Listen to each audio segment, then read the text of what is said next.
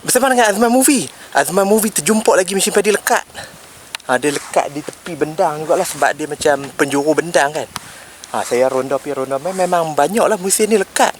Kesian kat tuan bendang kan, tunggu lama buat kerja bendang apa semua, tiba-tiba nak ambil padi lekat. Tapi tak apalah, nak buat macam mana kan. Tapi harap-harap boleh naik lah mesin padi ni. Sebab mesin padi yang Bantuan pun dah nampak duk mai dah tepi tu. Mesin padi Bantuan pun duk nampak dah tu. Okey, jom kita tengok lah. Mungkin mesin padi tu nak tarik mesin padi yang lekat ni lah. Okey, jom kita try pergi tengok mesin padi lekat di tepi bendang.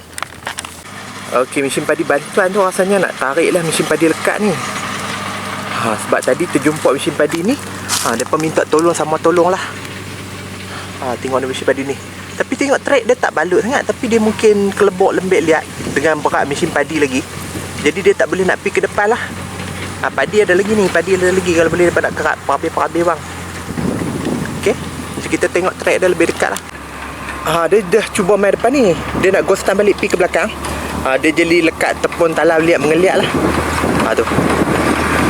Okey, mesin padi lekat. Okey, mesin padi Bantuan pun dah sampai dah. Mungkin rasanya nak tarik ni. Nak tarik. Mesin padi ni nak tarik. Padi pun banyak lagi ni. Tengok padi banyak lagi kan. Ni padi dia dah main ke depan. Dia nak ghostan balik. Tak boleh nak pergi dah. Dia tayar balut track.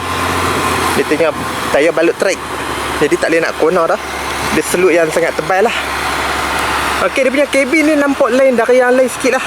Dia punya kabin bumbung tu kan. Lain, nampak lain dari yang lain lah. Sebab dia rasa lain.